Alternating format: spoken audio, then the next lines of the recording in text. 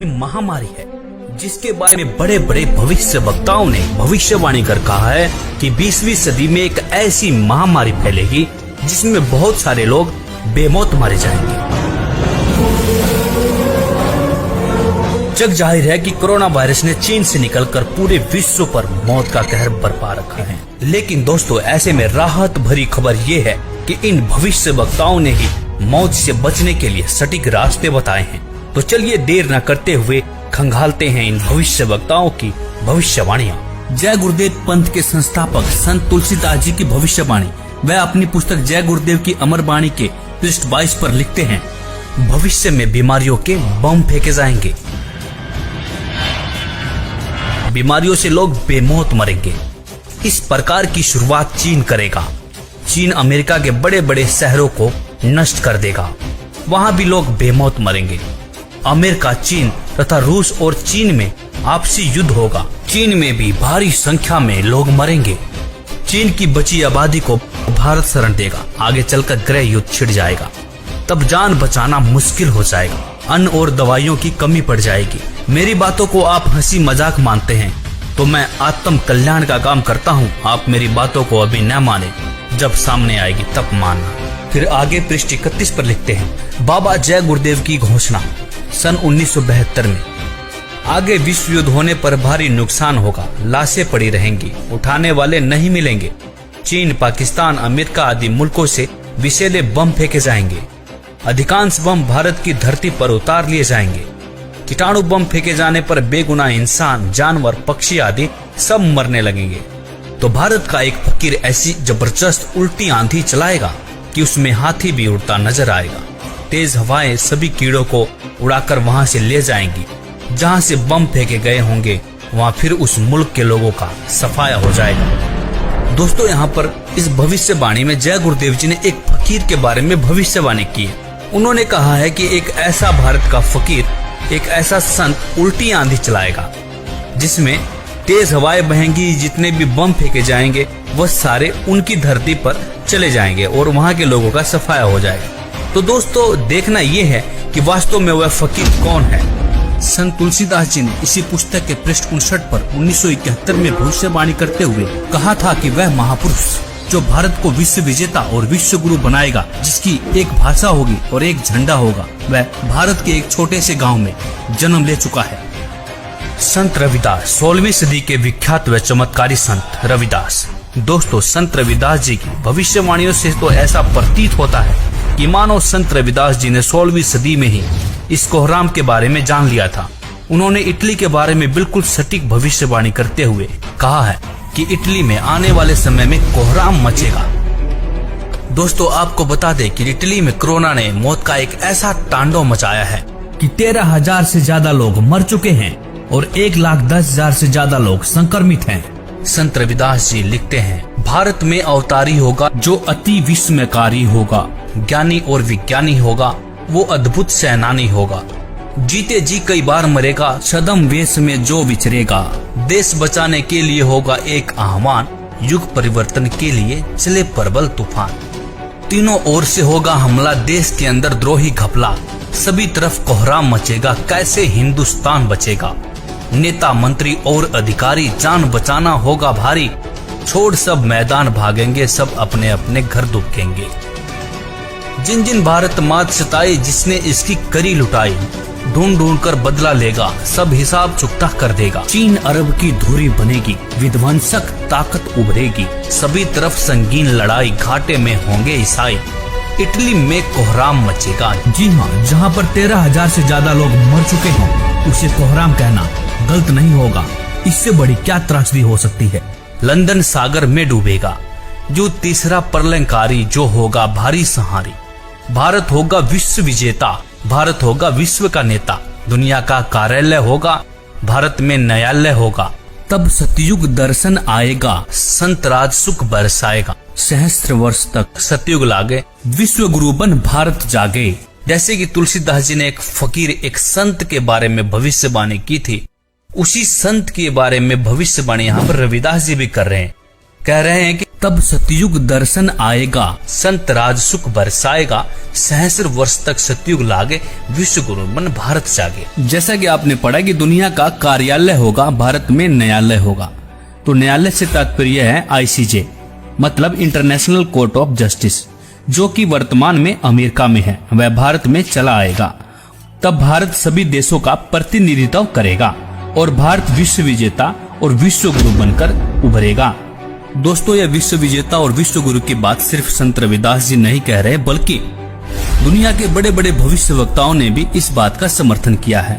जैसे कि फ्रांस के नास्ट्रेडमस, न्यू जर्सी की फ्लोरेंस, इंग्लैंड के कीरोने, वेजिलेटिन ने, अमेरिका के जिन डिक्सन व एंडरसन ने, हंगरी के बोरिस्का ने, फ्रांस के डॉक्टर जुल वर्न ने, इजराइल जैसे महान राष्ट्र के प्रो हरार ने तथा नॉर्वे के आनंदाचार्य आदि की भविष्यवाणियां भी इस बात का समर्थन करती है कि भारत के एक छोटे गांव से उत्पन्न एक महान संत के द्वारा भारत विश्व विजेता बन जाएगा। भगवान कृष्ण भक्त सूरदास जी की भविष्यवाणी। 1540 ईस्वी में जन्मे सूरदास जी ने आज के समय की परिस्थितियों के बारे में भविष्यवाणी की है। बताया है कि इस महामारी से कैसे बचा जा सकता है। वर्तमान समय के लिए सूरदास जी की भविष्यवाणी। सूरदास जी लिखते हैं, रे मन धीरज क्यों न धरे, संवत 2000 के ऊपर ऐसा जोग परे, पूरब पश्चिम उत्तर दक्षिण 34 काल फिरे, अकाल मृत्यु जग माही व्यापे, प्रजा बहुत मरे। स्वर्ण फूल वन पृथ्वी फूले, धर्म की बेल बढ़े, सहस्र वर्ष लगी सतयुग व्यापे, सुख की दया फिरे। काल जाल से वही बचेगा जो गुरु का ध्यान धरे, सूरदास ये हरि की लीला तारे नहीं टरे। यहाँ पर सूरदास जी साफ साफ शब्दों में कह रहे हैं कि काल जाल से वही बचेगा जो गुरु का ध्यान धरे। तो दोस्तों, सूरदास जी यहाँ पर विज्ञान को भी चुनौती दे रहे हैं। वैज्ञानिक पावर से नहीं, आध्यात्मिक शक्ति से बचाव हो सकता है। तो कहा भी जाता है कि भगवान से विज्ञान है, विज्ञान से भगवान नहीं है। भविष्यवाणियां देखने के बाद अब बारी आती है कि इस गंभीर समस्या से, मौत जैसे काल से कैसे बचा जा सके। यहाँ पर सूरदास जी कहते हैं कि जो गुरु की शरण में जाकर भक्ति करेगा, काल जाल से बच सकता है। तो इस भविष्यवाणी की सच्चाई को परखने के लिए हमने भारत के प्रसिद्ध गुरुओं की विचारधारा को खोजना शुरू किया, तो पाया कि लगभग सभी बड़े बड़े तिलकधारी, कथावाचक, मंडलेश्वर व महामंडलेश्वर, धर्म की रक्षा करने वाले धर्म गुरु अपने भगवानों से विश्वास खोए हुए वैज्ञानिक टिप्स देते हुए नजर आए। किसी धर्म गुरु को अपने इष्ट देव पर भरोसा ही नहीं देखने को मिला। लेकिन ऐसे में हमें संत रामपाल जी की विचारधारा मिली। उन्होंने अपने प्रभु के प्रति विश्वास से लबालब वेदों के प्रमाण दिखाए और कहा कि यदि आप किसी भी बीमारी या मौत से बचना चाहते हैं तो परमेश्वर की शास्त्र अनुकूल साधना करें। परमेश्वर आपकी मृत्यु क्या, आपकी आयु को 100 वर्ष तक बढ़ा सकता है। वेद बता रहे हैं कि वो अगर दूसरे लोक में भी चला गया हो, प्राण छोड़ गया हो, मर गया हो, या कति मृत्यु को निकट हो, उसके जीवन शेष ना रहे हो, उसको भी मैं 100 वर्ष जीवित करके और उसको रोग मुक्त करके 100 वर्ष की आयु प्रदान कर दूं। ये भगवान के गुणों में लिखा। आप कैसा भी रोग हो, परमात्मा से बड़ा कोई वैद्य नहीं है। परमात्मा ने इस मिट्टी के शरीर को चला रखा है। उसको इसको ठीक करने में क्या देर लगेगी? 1 सेकंड का काम है। फ्रिक्शन ऑफ सेकंड में ये स्वस्थ कर सकता है। और ये जो हमारा विरोध किया करते, हम समाचार पत्रों में लिखते थे कि उसको ऐसे ठीक हो गया, उसको ऐसे ठीक हो गया, तो ये उत्तर देते थे अज्ञानी कि हमारा करके दिखाओ, तुम किकर का लटका तार बांध रहे थारा क्यों करो, कनेक्शन दो परमात्मा का ना हो तो फिर हमें बताओ। विनम्र होकर के विधिवत साधना करो परमेश्वर की। जो भगवान के गुणों में लिखा वो नहीं मिलेंगे तो फिर आप साधना करने का लाभ क्या? तो पुण्यात्माओं, यहाँ ना जाने बिना गिनती के इतने दुख दूर हुए, कैंसर तक और ब्रेन ट्यूमर तक, जिनके ऑपरेशन निर्धारित कर दिए गए थे और कोई गारंटी नहीं। डॉक्टर बताते थे कि इस ऑपरेशन का कोई सफलता का कोई गारंटी नहीं है और ये पीड़ा कुछ समय के लिए बंद हो सकती है। ऐसे यहाँ बगैर किसी ऑपरेशन के, परमात्मा की कृपा से, भगवान की रजा से, उस प्रभु की शक्ति से दूर हो गए, वो ठीक हो गए, वो रोग नष्ट होगा। इसी का प्रमाण आपको ऋग्वेद दे रहा है कि परमात्मा पूर्ण ब्रह्म, पूर्ण परमात्मा की साधना करने वाले कि भगवान उसकी मृत्यु भी आ गई हो, उसके सांस भी शेष ना रह रहे और वो मर भी गया हो, उसको भी जीवित कर सकता है। ये देखिएगा ऋग्वेद, ये देखिए नीचे ऋग्वेद